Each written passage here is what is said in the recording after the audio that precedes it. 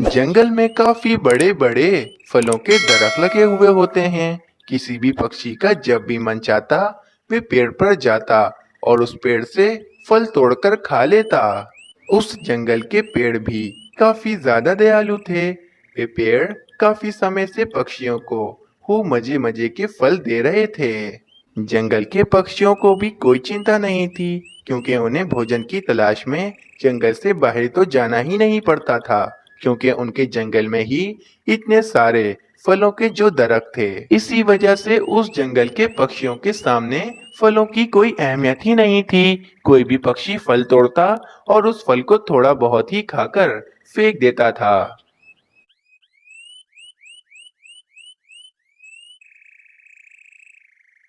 और फिर वे पक्षी कोई दूसरा फल तोड़ता और उस फल को भी थोड़ा बहुत खाकर फेंक देता। पक्षियों की नजर में फलों की तो कोई अहमियत ही नहीं थी। मम्मा, मेरा पेट भर गया है। मैंने ये सेब खा लिया है। बाकी का ये जो बचा हुआ सेब है, मैं इसे ले जाकर कूड़े में फेंक देता हूँ।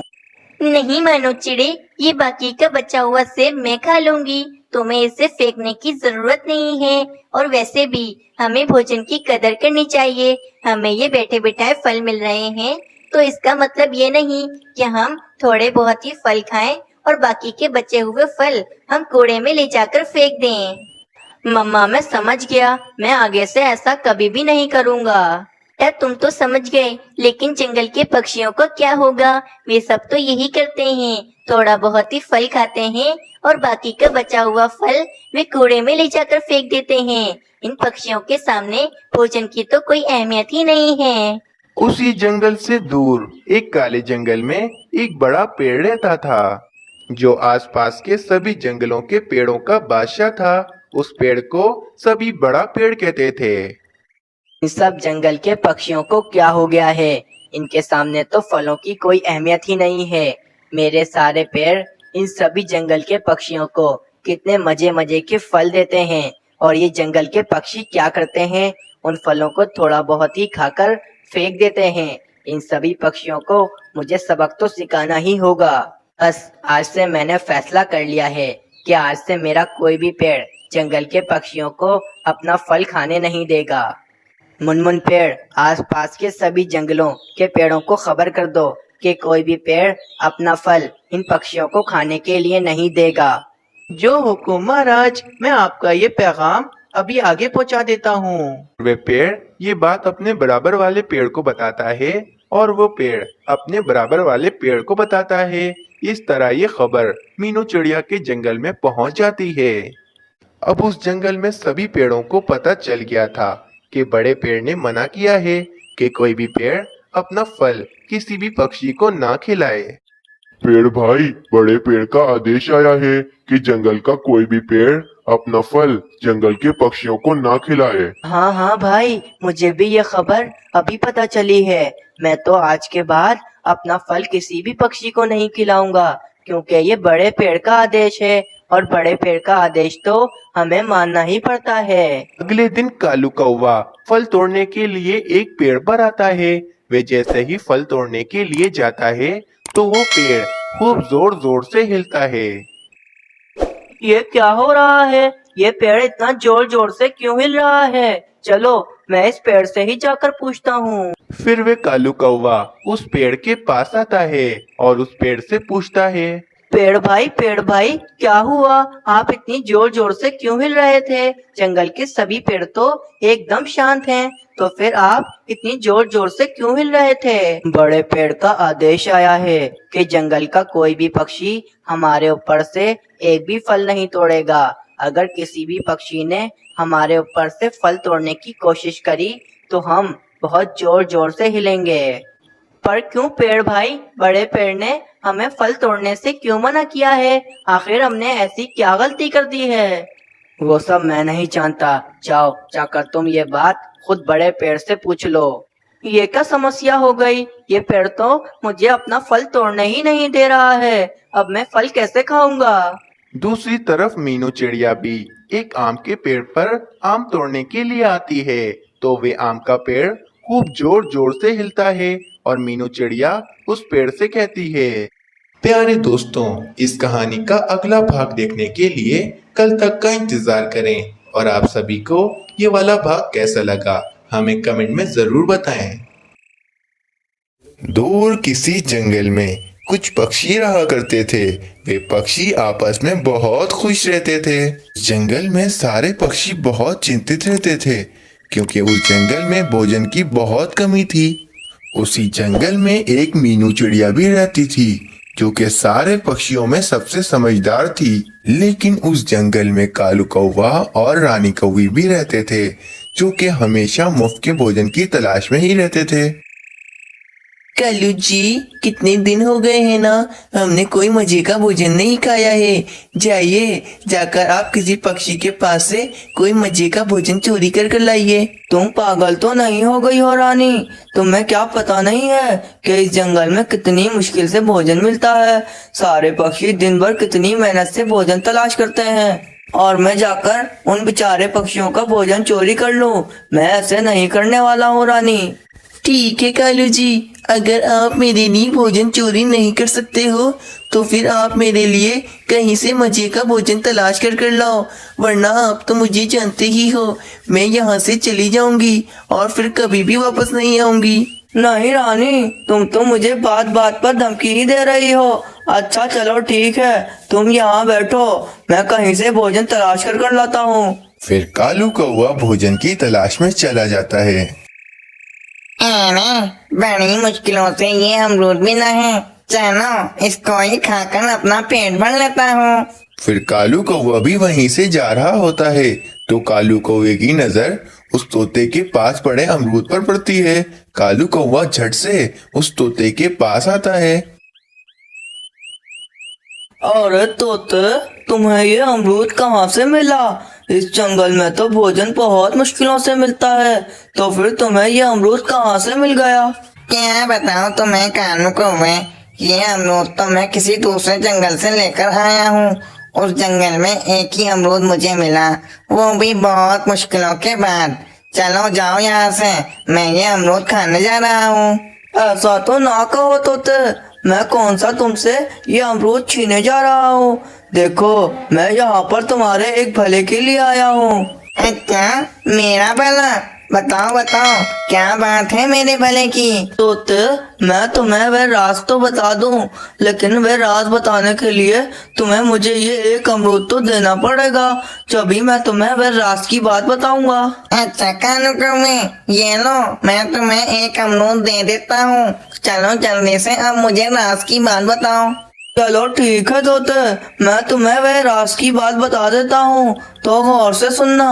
वह राज की बात यह है कि मैंने तुम्हें उल्लू बनाया है।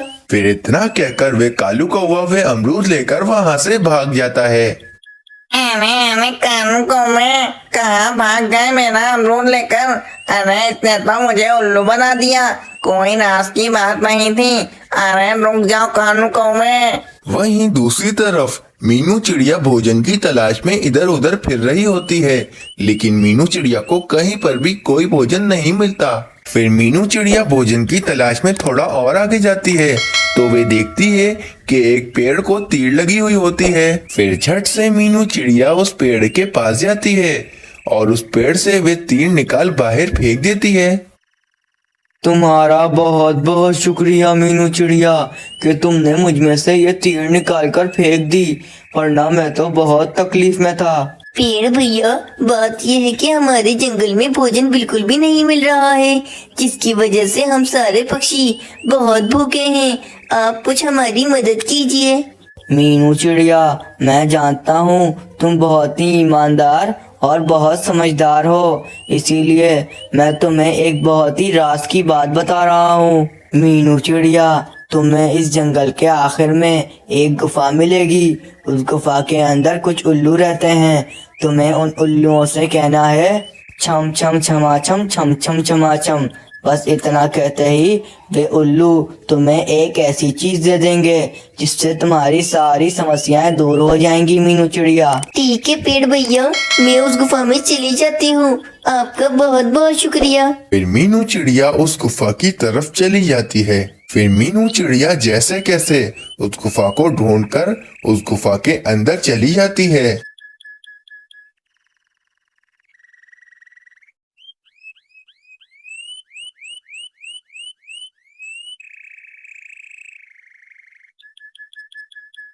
पेड़ भैया ने बोला था कि इस गुफा में उल्लू होंगे। हाँ, इस गुफा में तो उल्लू हैं। चलो अब इन उल्लुओं को ये मंत्र कह देती हूँ। क्या था वे मंत्र? हाँ, याद आया वे मंत्र। छम छम छमाचम, छम छम छमाचम। उल्लू भैया, अब मुझे भी चीज दे दीजिए जिससे मेरी सारी समस्याएं दूर हो जाएं। भैया जी, इस चिड़िया ने बिल्कुल ठीक मंत्र पढ़ा है। अब हम इस चिड़िया को ये चक्की दे देते हैं। मीनू चिड़िया, ये चक्की ले जाओ तुम। इस चक्की से तुम्हारी सारी समस्याएं दूर हो जाएंगी। चक्की को तुम बिल्कुल भी आम चक्की मत समझना। ये चक्की एक जादुई चक्की है। इस चक्की से तुम जो भी मांगोगी वह तुम्हें जल्दी प्राप्त हो जाएगा। आपका बहुत बहुत शुक्रिया उल्लू भैया। अब मैं ये चक्की ले जाती हूँ और इस चक्की से अपनी सारी समस्याएं दूर कर लेती हूँ। मीनू चिड़िया, एक बात याद रखना, भोजन प्राप्त होते ही तुम्हें एक मंत्र पढ़ना है, अंतर मंतर जंतर। ये मंत्र पढ़ते ही ये चक्की रुक जाएगी। फिर मीनू चिड़िया वे चक्की लेकर अपने घोंसले में आ जाती है। चलो अब इस चक्की से अपने लिए कोई भोजन मांग कर देखती हूँ। चक्की चक्की गंदुम निकाल। मीनू चिड़िया के इतना कहते ही वहाँ पर गंदुम का ढेर लग जाता है। अंतर मंतर जंतर। मीनू चिड़िया के इतना कहते ही वे चक्की रुक जाती है।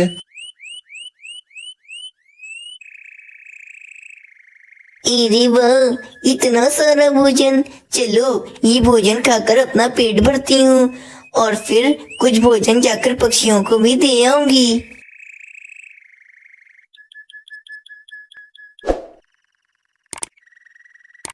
फिर मीनू चिड़िया अपने घोंसले में कुछ पक्षियों को जमा करती है और उनसे कहती है, पक्षियों, अब तुम लोगों को चिंता करने की बिल्कुल भी जरूरत नहीं है। देखो, मुझे ये जादुई चक्की मिल गई है। इस जादुई चक्की से हम जितना भी भोजन मांगेंगे हमें मिलता ही रहेगा। इसीलिए अब जिस किसी पक्षी को भोजन की जरूरत हो वो मेरे पास आ जाए, मैं उसको भोजन दे दूंगी। अरे वाह वाह मीनू चिड़िया, तुम्हें क्या चीज मिली है? अरे ये तो बताओ, तुम्हें ये चीज कहाँ से मिली? अरे तोते भैया, ये जादुई चक्की हमारे जंगल के आखिर में जो गुफा है उसमें से मिली है। उस गुफा में कुछ उल्लू रहते हैं। मैंने उन उल्लुओं को एक मंत्र बोला, फिर उन लोगों ने मुझे ये जादुई चक्की दे दी। अरे मीनू चिड़िया, हमें भी तो बताओ वह मंत्र क्या है? मैंने उन उल्लुओं के पास जाकर ये मंत्र पढ़ा, छम छमाचम छम छमाचम। फिर उन उल्लुओं ने मुझे ये जादुई चक्की दे दी। छम छमाचम छम छमाचम। मीनू चिड़िया बहुत होशियार है, लेकिन मैं मीनू चिड़िया से ज्यादा होशियार हूँ। मैं उस गुफा में जाऊंगा और मैं भी उस गुफा से ये जादुई चक्की लेकर आऊंगा। फिर कालू को वहाँ से चला जाता है।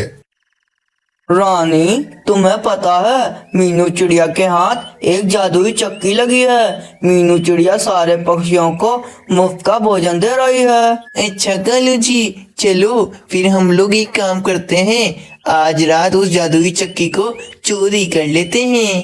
नहीं रानी, इस बार हम वे चक्की चोरी नहीं करेंगे। हर बार हम चोरी करते हुए पकड़े जाते हैं। इस बार हम चोरी नहीं करेंगे।